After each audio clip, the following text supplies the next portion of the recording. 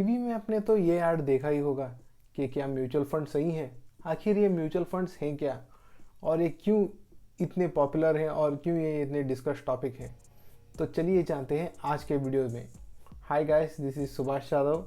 Welcome to my YouTube channel. So let's start this session.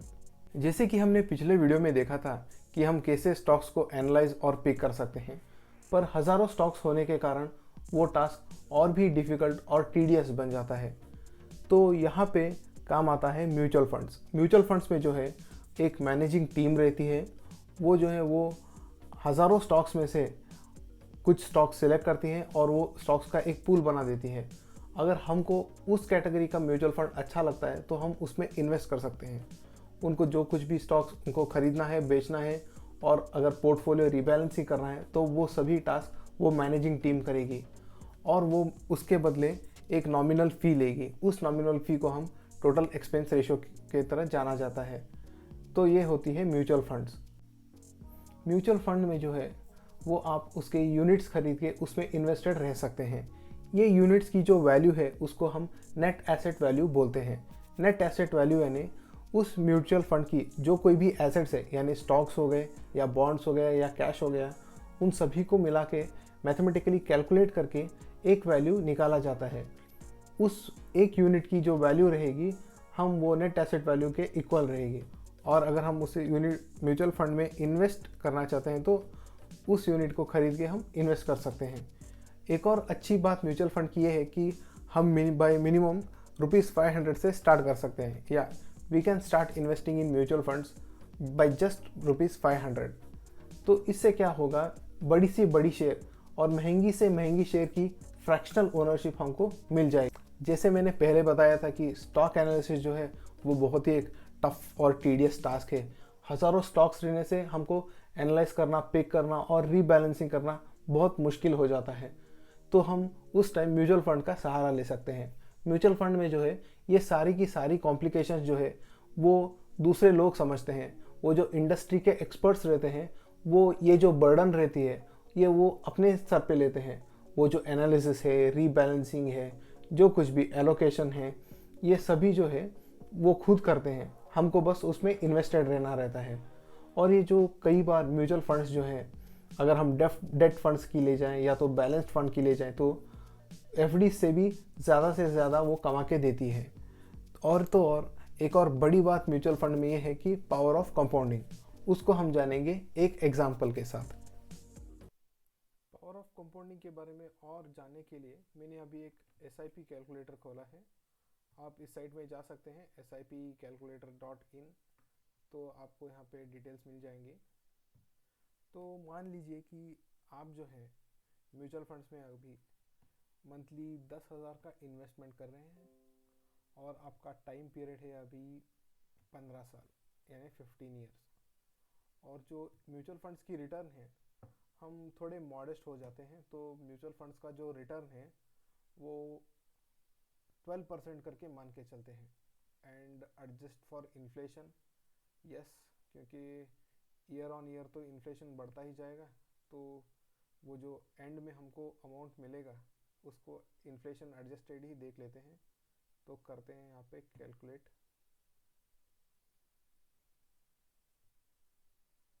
तो यहाँ पे देखिए,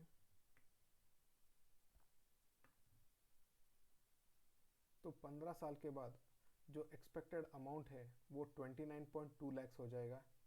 जो हमारी इन्वेस्टेड अमाउंट है वो है 18 लैक्स, और टोटल वेल्थ गेन है 11.2 लैक्स। यानी ये जो 29.2 लैक्स है ये इन्फ्लेशन एडजस्टेड रिटर्न्स है एक्चुअली। ये आप देख के घबराइएगा नहीं कि 15 साल बाद मुझे 30 लाख ही मिलेंगे। अभी तो 30 लाख का कुछ वैल्यू नहीं है, तो तब क्या होगा। हम अभी उस बात को जानने के लिए ये एडजस्ट फॉर इन्फ्लेशन निकाल देते हैं। तो अभी देखिए, तो ये टोटल अमाउंट रहेगा 50.5 लैक्स। तो ये 50.5 lakhs in the near future, यानी अब से 2037 में जो है 50.5 लैक्स की जो वैल्यू है वो 29.2 लैक्स की हो जाएगी। तो ये थी एक सिंपल कैलकुलेशन। अगर आप 10,000 रुपये 15 साल तक इन्वेस्ट करते हैं। तो अभी हम पावर ऑफ कंपाउंडिंग के बारे में बात करते हैं। मान लीजिए ये 10,000 ही के 10,000 ही हम रखेंगे और ये एनुअल एक्सपेक्टेड एनुअल रिटर्न्स जो है ये भी 12% ही रखेंगे, पर इन्वेस्टमेंट पीरियड जो है वो अभी हम 15 साल से 20 साल कर देंगे और एडजस्ट टू इन्फ्लेशन जो ये है हम उसको यस कर देते हैं। तो अभी कैलकुलेट करते हैं। देखिए तब आ रहा था 29.2 लैक्स और अब आ रहा है 46.4 लैक्स, यानी सिर्फ 5 सालों में हमारी पैसे जो है वो अराउंड 15 लाख से ग्रो हो गई सिर्फ 5 साल में। अभी हम इसको करते हैं 20 से 25 साल यानी 25 ईयर्स। सेम होगा 10,000 monthly investment, 12% expected annual returns और 25 ईयर्स इन्वेस्टमेंट पीरियड। तो अभी देखते हैं।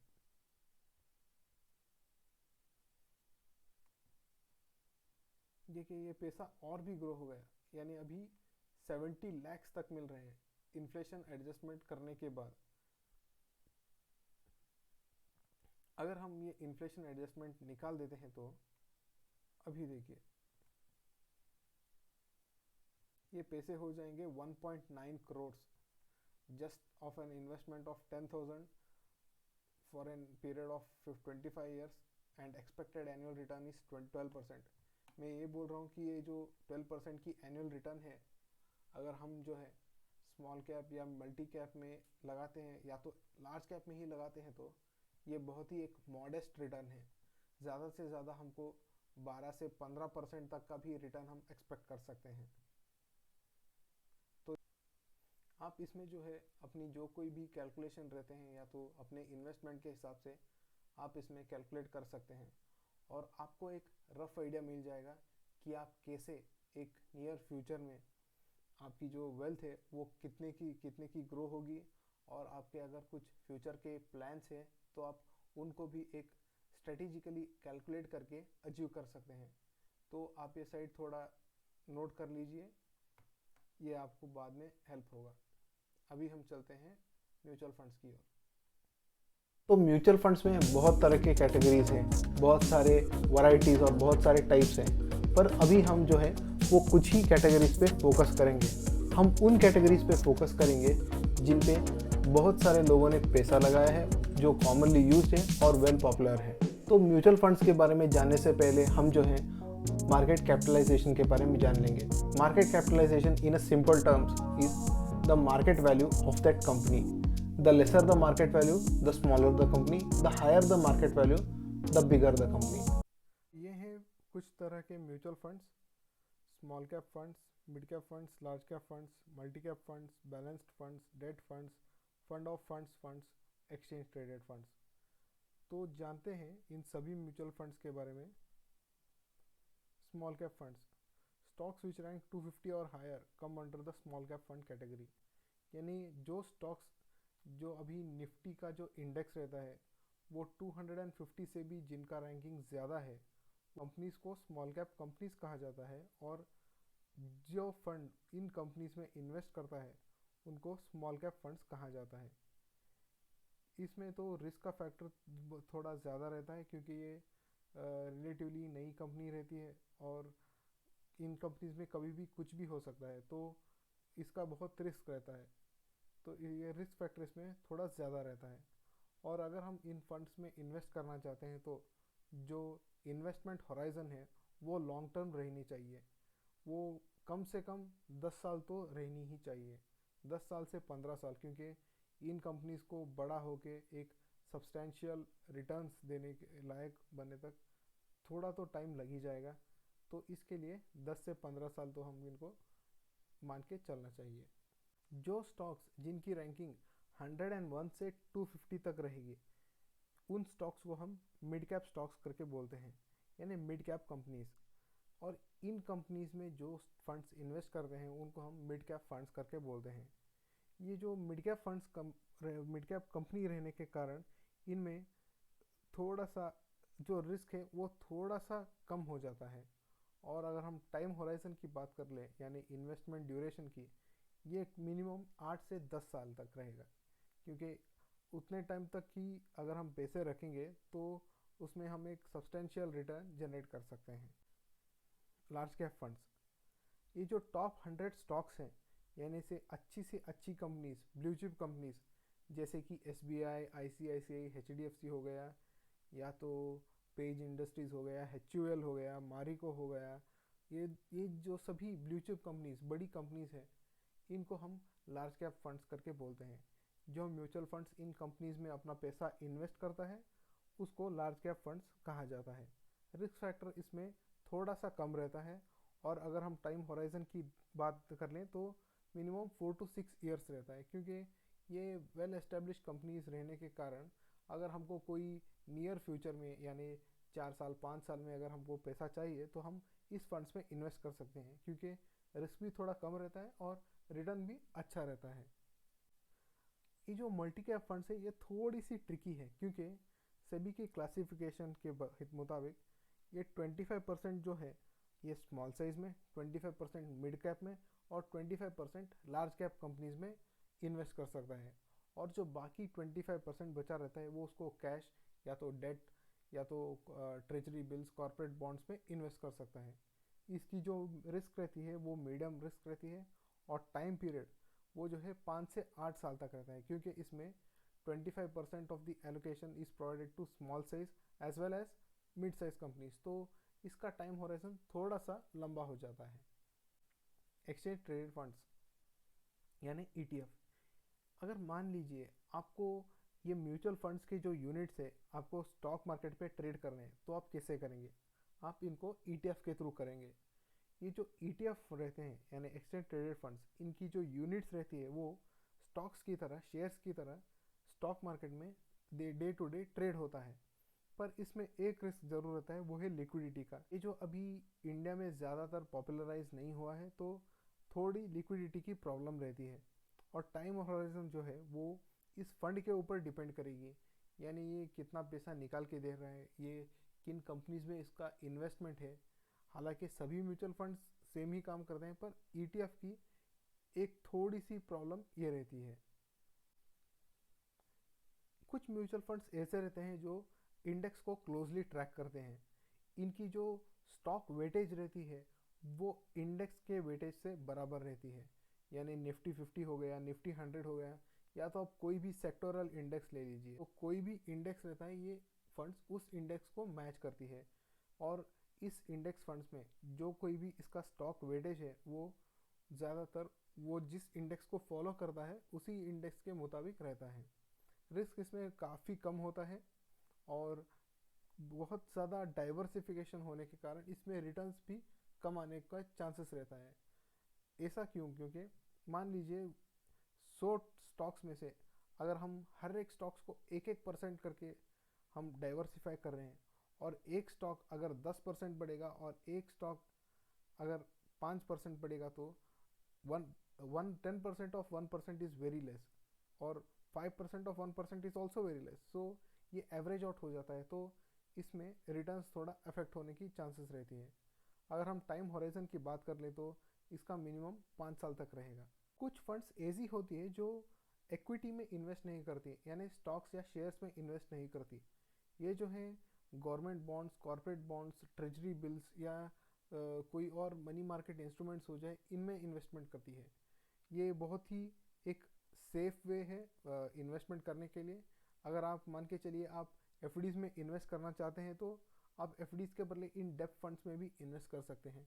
इनकी जो टाइम टाइम हॉराइजन रहती है वो बहुत ही शॉर्ट टर्म रहती है। अगर आपको 1 साल हो गया, 2 साल हो गए, या तो 6 महीने, 10 महीने, 12 महीने तक भी आप इसमें पैसा रख सकते हैं। और रिस्क जो है इसमें ज़्यादा से ज़्यादा गवर्नमेंट बॉन्ड्स के कारण जो है वो रिस्क फैक्टर भी बहुत कम रहता है।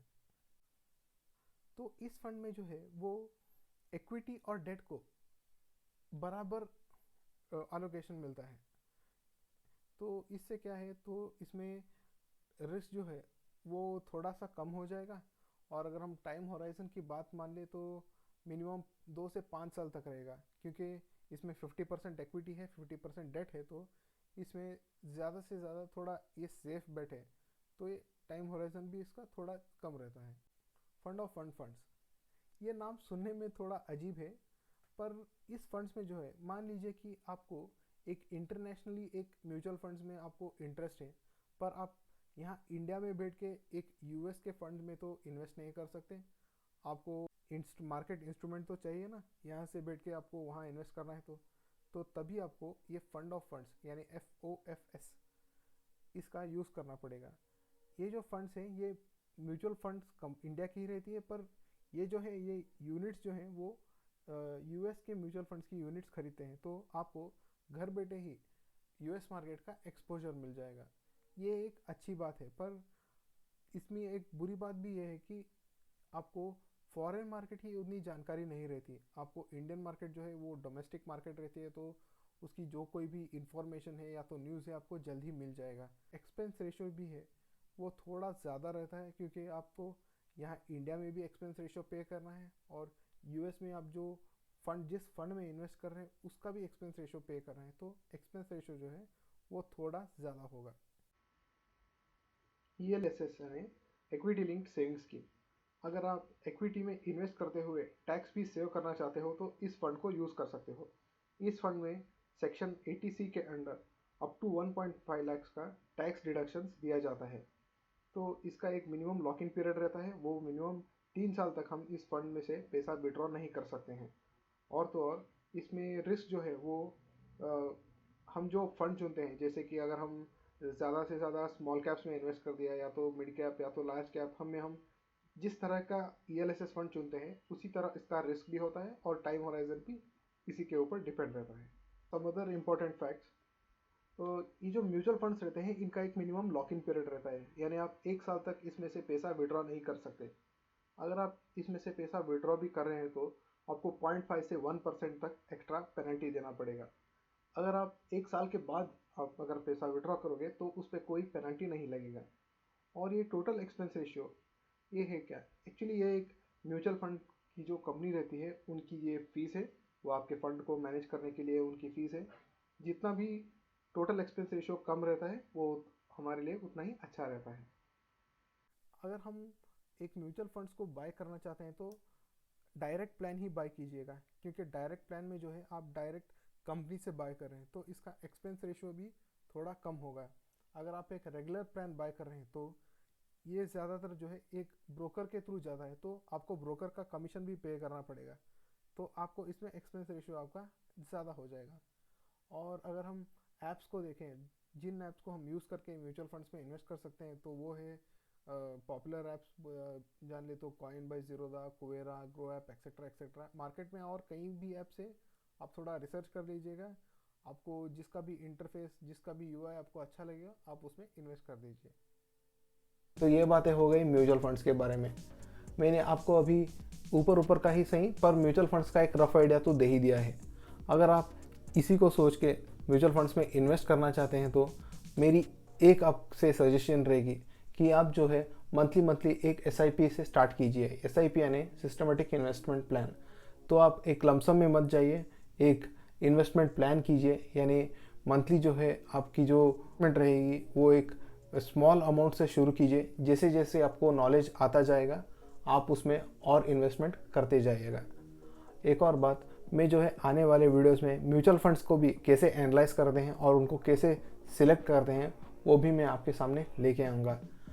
अगर आपकी कोई भी सजेशन हो, फीडबैक हो तो प्लीज़ कमेंट सेक्शन में छोड़ दीजिएगा। अगर आपको ये वीडियो अच्छा लगा है तो प्लीज़ लाइक कीजिए, शेयर कीजिए और सब्सक्राइब कीजिए। So till my next video, this is Subhash Yadav signing off.